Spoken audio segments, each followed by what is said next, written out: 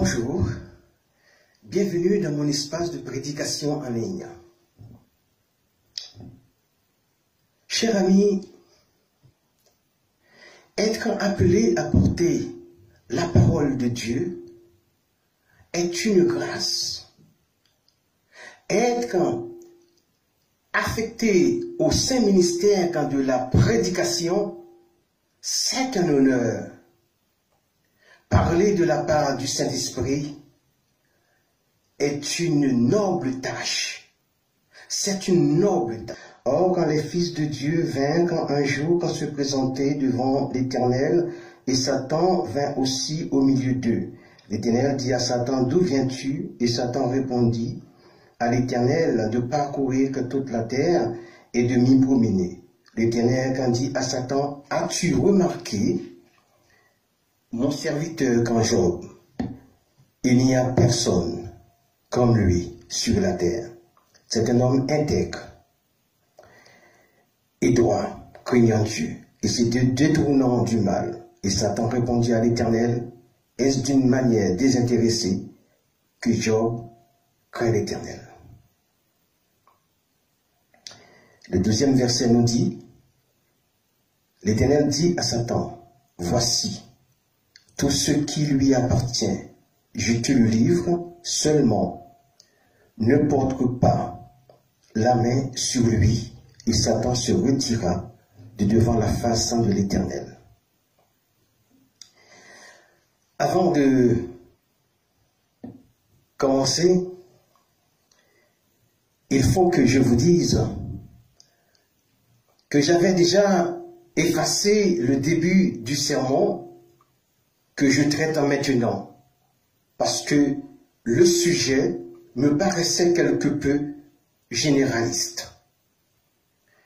Quelques minutes plus tard, pris de regret, j'ai essayé de récupérer le texte, mais en vain. Alors, j'ai dû tout recommencer. Que s'est-il donc en passé?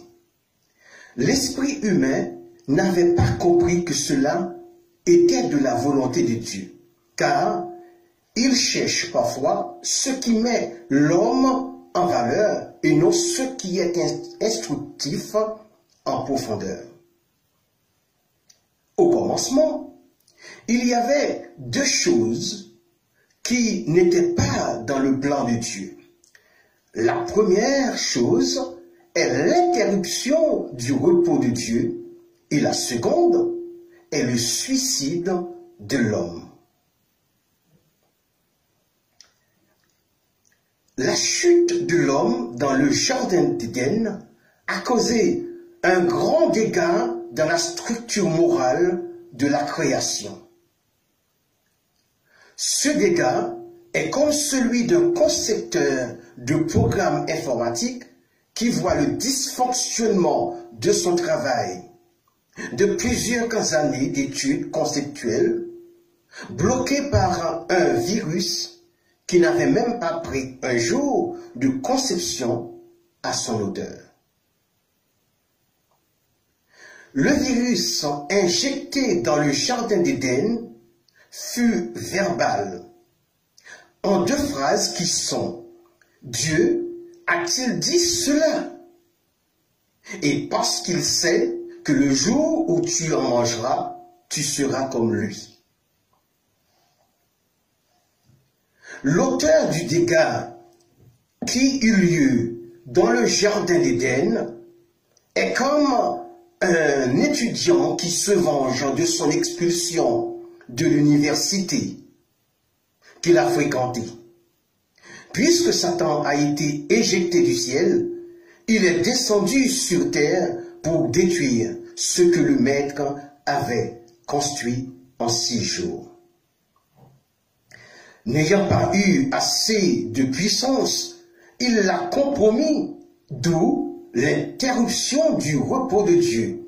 Donc, la plupart des concepteurs viraux sont ceux qui n'ont pas été acceptés dans tel ou tel domaine et de surcroît, ils vont montrer leur capacité par des concepts nuisibles. Depuis que le repos de Dieu a été perturbé, il n'a de cesse de chercher un substitut pour la race déchue. Mais tous sont corrompus, tous sont pervertis, il n'en est aucun qui fasse le bien, pas même un seul. Selon le 3e verset du psaume 14 et le 2e verset du chapitre 3 de l'Épître aux Romains, Dieu, sachant que l'homme de lui-même n'arrivera jamais à réparer ce qui a été endommagé, il est venu lui-même faire la réparation. Puisque sur terre, tous sont corrompus, il s'est incarné dans le corps d'un enfant qui dut connaître toutes les étapes de la motricité infantile pour devenir aussi un homme comme tous les autres au regard des hommes. Ce qui l'avait différencié des autres était plutôt moral et spirituel. Dans toute sa croissance, il n'avait connu aucun défilement du péché. Il grandit dans la sagesse la plus totale. Prenons comme exemple une métaphore sur les abeilles. Si dans une ruche, toutes les abeilles s'accordent pour en donner du miel en obéissant à leur reine, quand bien même elles se comprennent entre elles, elles ne comprennent ni l'homme, ni aucune autre espèce. De ce fait, Dieu ne pouvait pas envoyer un animal nous parler de lui si ce n'est une personne de sa ressemblance morale et spirituelle. Pour produire du miel, les abeilles s'accordent les unes aux autres au regard de la reine. Pour construire un royaume spirituel, les croyants s'accordent entre eux au regard de leur sauveur Jésus. Jadis, un scientifique fit une promenade au cours de laquelle toute son attention fut portée sur une fourmilière. Il regarda avec contemplation les fourmis et un détail l'interpella. Il remarqua que les fourmis s'affolèrent quand son ombre recouvra la fourmilière. Instinctivement, les fourmis ont pensé que le scientifique s'apprêtait à donner un grand coup de pied dans la fourmilière, d'où leur affolement. Le scientifique se dit en lui-même, si les fourmis savaient combien je m'intéressais à elles, elles ne se tourmenteraient pas.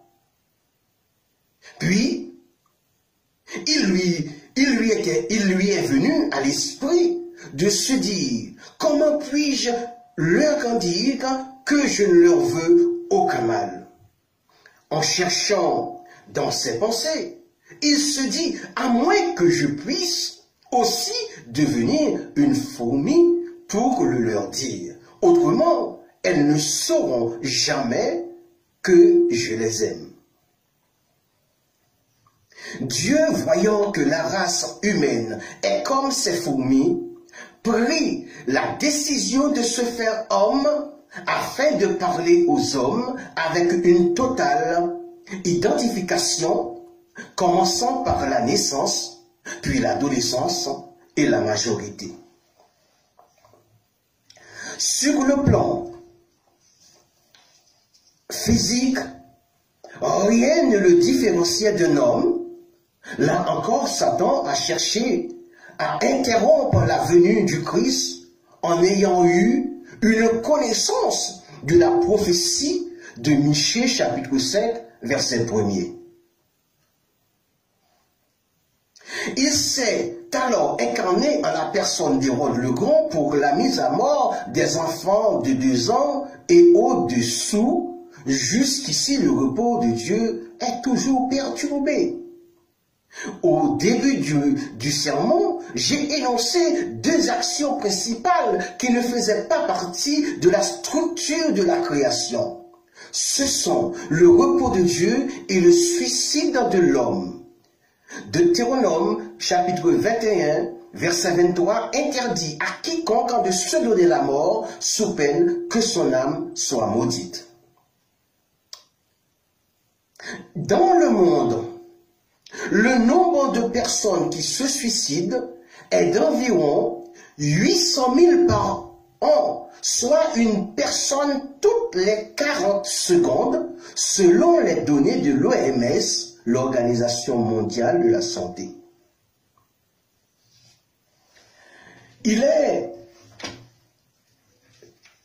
un peu difficile de savoir si le taux est plus ou moins élevé dans les pays riches que dans les pays moins riches, selon les statistiques divergentes. Quant au nombre de personnes, les avis convergent. Nous apprenons que le suicide fait plus de victimes que la guerre et les catastrophes naturelles. Que dit la Bible à ce sujet? Le souffle de vie est un don de Dieu. C'est une part de Dieu en l'homme, parce qu'il souffla dans ses narines, et l'homme devint un être vivant, selon Genèse, chapitre 2, verset 7. L'homme doit marcher pour aller en direction de son destin. Et d'après le verset 2 du 15e chapitre de Jérémie, il y a une destinée pour chaque élément du cosmos. Il y en a qui sont destinés à la famine, à l'épée, à la mort et à la captivité. Mais personne n'a le droit de se donner la mort lui-même. Il se passe que celui qui se donne la mort interrompt l'ordre cosmique parce que cet acte n'était pas dans la structure de la création. Je reprends une citation de Martin Luther King, je cite. « Si tu ne peux pas voler, alors cours. Si tu ne peux pas courir, alors marche. Si tu ne peux pas marcher, alors rampe. Mais quoi que tu fasses, tu dois continuer à avancer. » Se donner la mort est un acte de lâcheté. Aucun vrai leader n'abdique. Aucun vrai guerrier n'abandonne tant qu'il lui reste encore le souffle de vie. Même en rampant, il peut encore calculer le cours de la victoire. Maintenant, quels sont donc les adversaires moraux à combattre? Ce sont l'échec d'amour, la solitude, l'incurabilité pathologique, l'enfermement, le désespoir total et la perte totale financière qui place un sujet en marge de la société. Voilà les adversaires moraux à combattre. L'échec en amour est un des cas les plus répandus. Comment y remédier?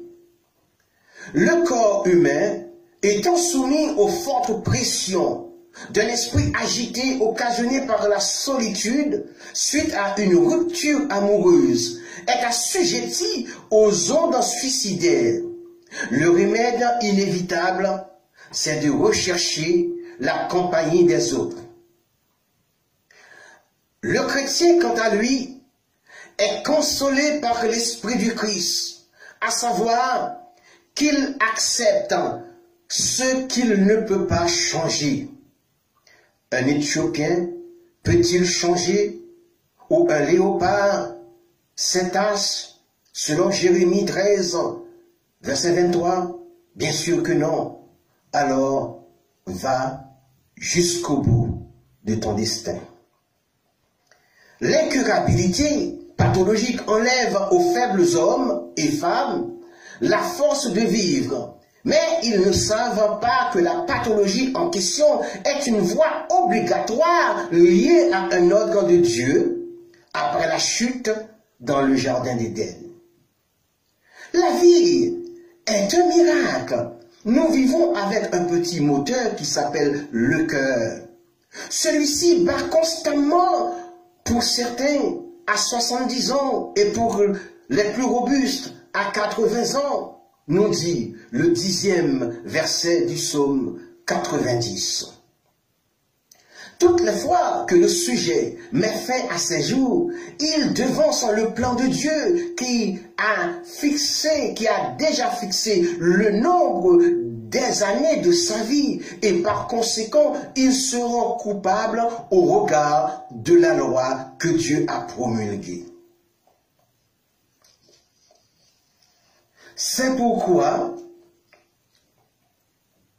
c'est devenu une malédiction. Tout simplement, c'est parce que seuls les vivants reçoivent le pardon par la repentance. Une fois que le sujet est décédé, il ne reçoit plus de pardon. De deux choses l'une, soit que l'on meurt avec le pardon, soit que l'on meurt avec une malédiction. Mourir avec le pardon, c'est mourir en ayant obtenu le pardon de ses péchés. Mourir avec une malédiction, c'est mourir dans la rébellion sans obtenir le pardon de son vivant. Le léopard enlèverait-il les taches de sa peau? Sinon, va jusqu'au bout de ton destin. La maladie n'existe pas dans le jardin d'Éden. Elle est apparue à partir d'Isaac, qui fut atteint de cécité. C'est à cause de cela qu'il n'a pas pu distinguer Jacob d'Ésaü et qu'il a béni le cadet à la place de l'aîné. Ensuite, vient celle de Jacob.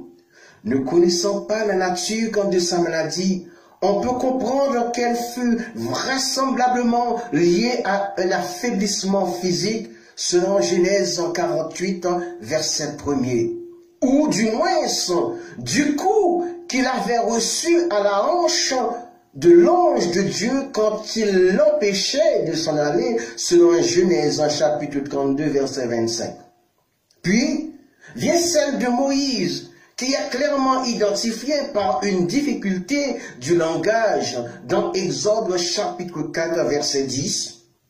Cette difficulté ne l'a point empêché de servir Dieu et d'avoir été l'homme qui marcha avec les grands de son temps. Bien qu'il ait perdu la force de ses membres supérieurs, il a continué à marcher jusqu'au bout de sa vocation ou son destin. Maintenant, nous sommes au portant de l'enfermement, c'est-à-dire que la prison. L'enfermement, même à vie, n'est pas une raison permettant de se donner la mort.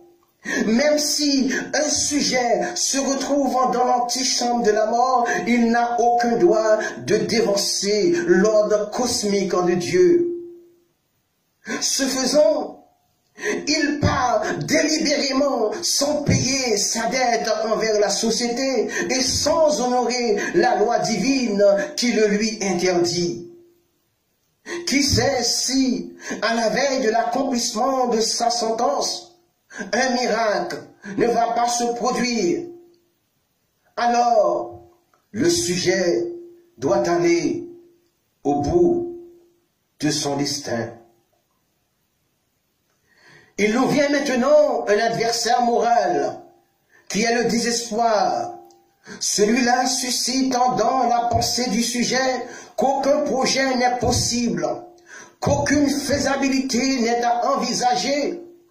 En un mot, l'affaire de sa sociabilité. Mais comment prétends-tu connaître ton futur, que Dieu seul connaît, quand bien même ton passé te rattrape dans le présent? Ces deux temps pourront t'aider à ne pas commettre les mêmes erreurs dans le futur. Avant toute chose, il faut accepter la réalité que l'être humain est doté de deux puissances. L'une est physique et l'autre est morale. Et aussi forte que puisse être la puissance physique de l'individu, sa puissance morale prévaudra toujours.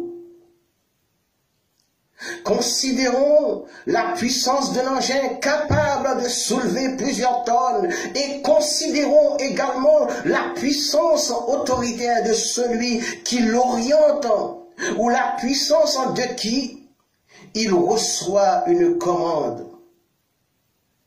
Celui-ci n'est-il pas plus petit et ne pèse-t-il pas que quelques kilos? Et pourtant, l'ordre vient du plus petit élément, l'autorité. À combien plus forte raison que c'est la force morale qui prédomine toujours. La faiblesse morale fait aussi bien de dégâts qu'un engin à moteur dans un accident. Et plus la faiblesse est grande, plus d'autodestruction qu'elle engendre. Reste dans la force morale pour aller jusqu'au bout de ta vocation ou ta destinée. Nous abordons maintenant la perte financière totale. Il est souvent plus terrible que pour celui qui a l'habitude de vivre dans le luxe, ou mieux encore qui est né avec une cuillère en argent dans la bouche, de se retrouver démuni. La honte et la marginalité lui génèrent des conditions psychologiques néfastes et insupportables. Car celui-là même qui marchait avec les grands, le voilà en compagnie des rejetés. Lui qui buvait du champagne le plus ancien et le plus cher, le voilà avec une bière au coin de la rue.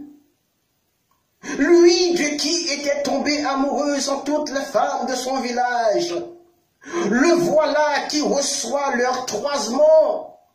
Lui qui était un père attentionné, le voilà abandonné, suscitant le regret à ses progénitures de porter son patronyme. Lui qui était un mari aimant et aimé, le voilà maintenant détesté. Lui qui avait tellement d'amis qu'il n'avait même pas le temps pour lui-même, le voilà seul face à lui-même. Là encore, il peut s'en tirer s'il suit les règles de la logique formelle et absolue en allant tout droit vers son destin. La solution idéale est de se rappeler que tous les êtres vivants, tous les êtres humains sont venus entièrement nus dans le monde et avec les mains vides et ont pris un départ de zéro. Alors toi, recommence de nouveau en partant de zéro pour un nouveau départ, en ne t'écartant point de la trajectoire du microcosme. Et ce, afin de trouver le courage de surmonter ta perte financière totale.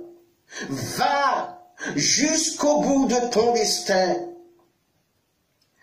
Si aujourd'hui, comme serviteur du Christ en vivant, tu te demandes pourquoi Dieu permet-il que tu sois dans une problématique douloureuse alors que tu le sers fidèlement, je t'invite à te pencher sur la situation de Job. Pourquoi les pieux souffrent-ils et pourquoi Dieu en est-il silencieux? Job et ses amis luttent avec ses problèmes mais n'arrivent à aucune conclusion satisfaisante. Ce n'est que lorsque Dieu est intervenu que la vraie réponse est trouvée, parce que dans de tels sujets, le raisonnement humain doit à jamais couper devant la supériorité de la révélation divine. Ni Job ni ses amis n'ont possédé tous les faits. Ils furent ignorants de ces événements qui étaient en coulisses derrière la scène et qui sont dévoilés en prologue de son livre. Job n'a eu aucun moyen de savoir pourquoi il a souffert, ni ce que seraient les résultats de ses souffrances. Ceci s'ajoute à la valeur du livre. Pour nous qui sommes aussi souvent ignorants de toutes les raisons qui sont derrière nos douleurs, Job et ses amis ont souvent débattu violemment sur la raison de ces douleurs, mais chacun d'eux portait des arguments incomplets et des données inachevées. Puisqu'aucun d'eux n'avait trouvé des facteurs dans l'équation, aucun d'eux n'a pu arriver à une solution appropriée au problème.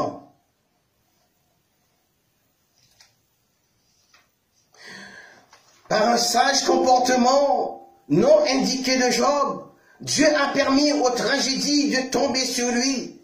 Il a tenu la tempête dans un parfait contrôle, et tout ce qui fut alors inconnu à son serviteur. Jusqu'ici, il a dit aux mers agitées, qui provoquent l'augmentation de la douleur: tu ne vas pas plus loin, que tes vagues de fierté soient restées ici.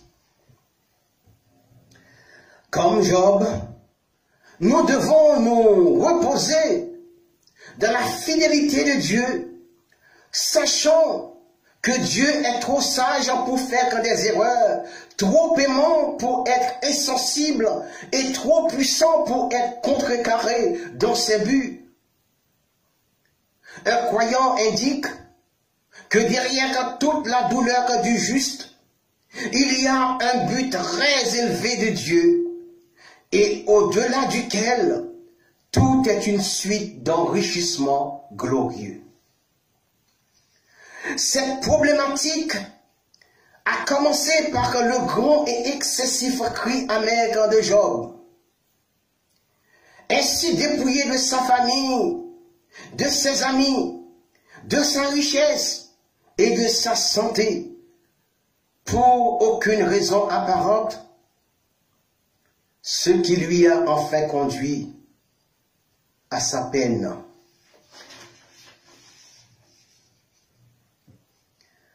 Dans cette longue journée et nuit, ses amis Éliphaz, Bildad et Zophar s'étaient assis devant lui dans un silence sourd-muet, frappés par l'atrocité de ce qui lui était arrivé.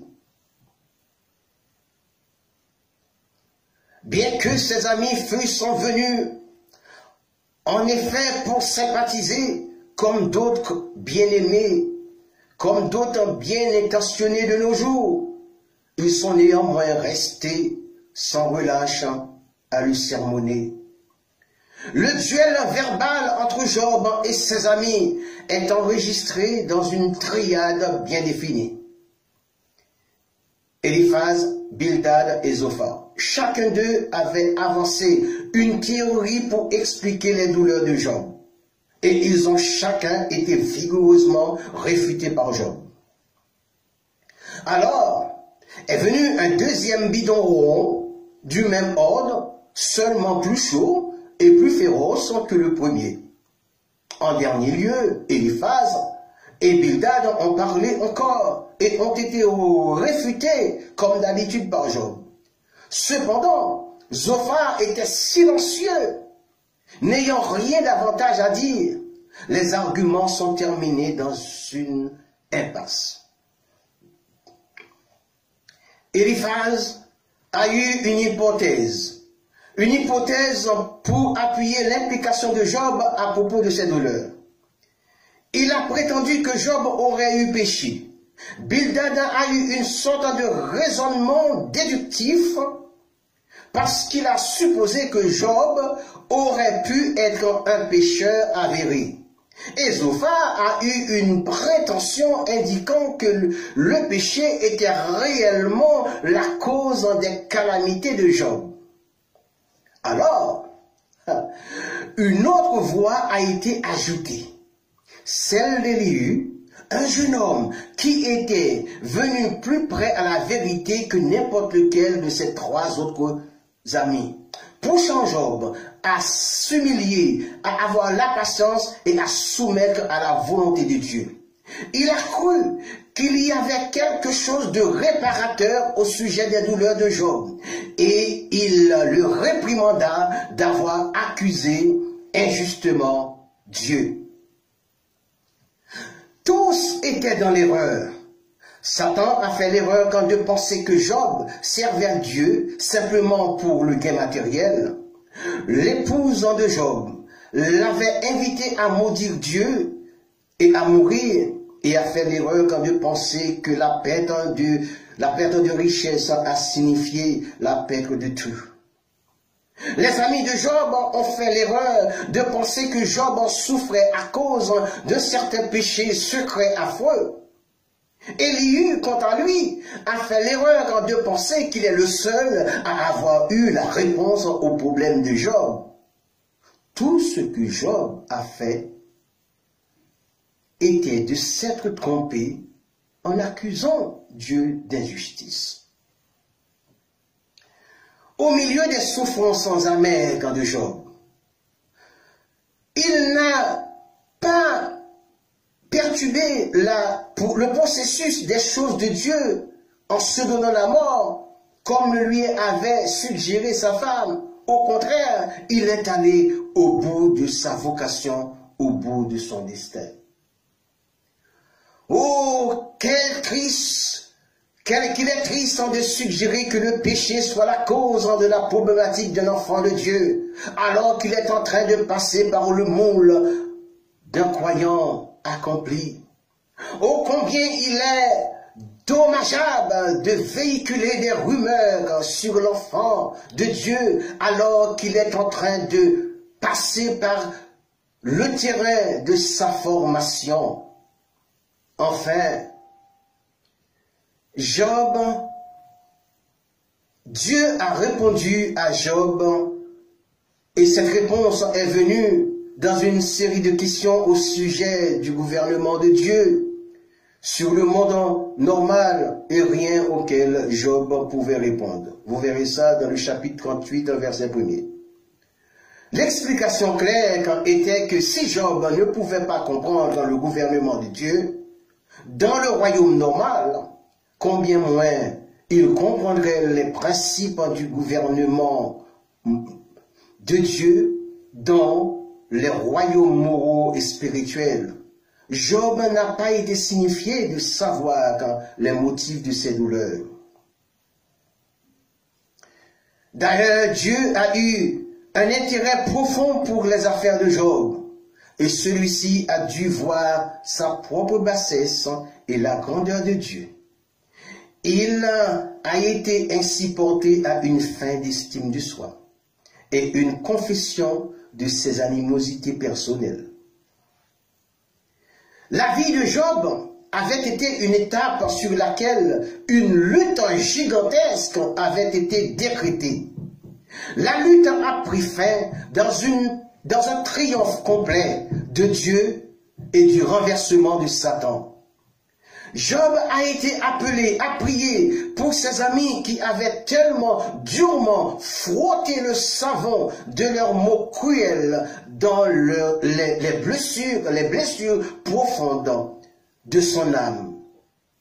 Et après que Job l'eut fait, Dieu lui donna le double de tout ce qu'il avait perdu. Tels sont l'amour et l'impartialité de notre Dieu. Jésus a porté la malédiction à la croix en se faisant malédiction selon Galates chapitre 3 verset 13. Donc, celui qui s'est assujetti à l'autodestruction n'est pas né de nouveau et n'a jamais eu l'assurance de son salut. Il ne peut être considéré comme suicidaire celui qui a perdu sa vie en sauvant un autre. Sa pensée première était de sauver. L'histoire en dit que le véhicule d'un évangéliste est tombé dans un fleuve en allant à l'église. Il remonta à la surface, ne voyant pas sa femme, retourna la chercher. Finalement, ils étaient tous les deux retrouvés morts, enlacés dans la position du sauvetage. Ici, ce n'est pas parce qu'il s'était dit que sans sa femme, qu'il n'avait plus de raison de vivre, mais parce qu'il voulait la sauver de la noyade. Si tu es un enfant de Dieu, dans tes afflictions, regarde à la tragédie de Job. Ce qu'il ne savait pas, c'est que le vecteur de toutes ces douleurs venait d'un stratagème de Satan qui savait qu'il était un homme intègre et protégé par la puissance d'en haut. Il a osé avancer que si Job perdait sa richesse, ses enfants et sa femme, il prendrait congé de son Dieu. Voyant que cette première tragédie n'avait pas ébranlé la foi de Job, il a demandé que Job soit frappé par une maladie qui le ferait maudire Dieu. Si tu penses que Satan te laissera tranquille lorsqu'il t'aura pris ta richesse et ta famille, c'est alors qu'il inspirera des gens à se moquer de toi dans ton malheur. Si tu crois que dans ta maladie, il s'assiera sur son fauteuil pour te regarder souffrir, loin de là, c'est alors qu'il éloignera tes amis de toi. Si tu crois que lorsqu'il te mettra par terre, il dira qu'il va maintenant prendre son repas, alors il abandonnera même son repas, qu'il vient à peine de commencer s'il te voit bouger. Satan n'a jamais eu le temps de terminer son repas, pour cause, à chaque fois qu'il voit un enfant de Dieu se relever de terre, il laisse automatiquement tout ce qu'il était en train de faire pour passer à l'attaque. Chers amis, le suicide, sous toutes ses formes, ne vient pas de Dieu, mais vient du diable par un esprit de fierté ou de lâcheté pour faire parler de soi a posteriori. Le suicide d'amour vient de l'esprit malsain de Cupidon dans le sens d'un déséquilibre moral. Le suicide de Judas vient confirmer ce que le psaume 109, verset 8 a dit, je cite, « Que ces jours soient peu nombreux, que notre prenne sa charge, laquelle charge en fut celle d'avoir été l'un des 12 disciples. C'est bien après que le repos de Dieu eût été perturbé. » Si tu n'es pas un enfant de Dieu, l'envie des sensations fortes en peut te causer bien de troubles dont les facteurs sont la consommation par voie nasale ou intraveineuse des produits proscrits. Des éléments qui te feront croire qu'il t'est poussé de longues ailes pour défier la loi de la pesanteur. D'où l'autodestruction. Demande conseil au plus âgé de tes proches ou à un homme de foi. Il est dit qu'un adulte voit plus loin qu'un enfant qui se promène. Donc, du sommet de la montagne, le sage voit ce que ne voient les orgueilleux de la plaine. Judas avait choisi le suicide comme ultime remède aux douleurs de sa conscience, alors qu'il aurait pu se repentir pour obtenir le pardon. Certainement, la première parole de Jésus sur la croix fut ce qui suit. Père, pardonne-leur, car ils ne savent pas ce qu'ils font. Je termine donc avec les consignes que Jésus ressuscité a données aux deux disciples d'Emmaüs de Luc chapitre 24, versets 46 et 47, je cite. Ainsi, il leur dit que le Christ en souffrirait et qu'il ressusciterait des morts quand le troisième jour, et que la repentance et le pardon des péchés seraient prêchés en son nom à toutes les nations. Cher ami, quoi que tu aies fait, tu peux encore obtenir le pardon divin. Alors, va jusqu'au bout de ton destin. Et la paix de Dieu, laquelle surpasse toute intelligence, gardera vos cœurs et vos pensées dans le Christ en Jésus. Amen.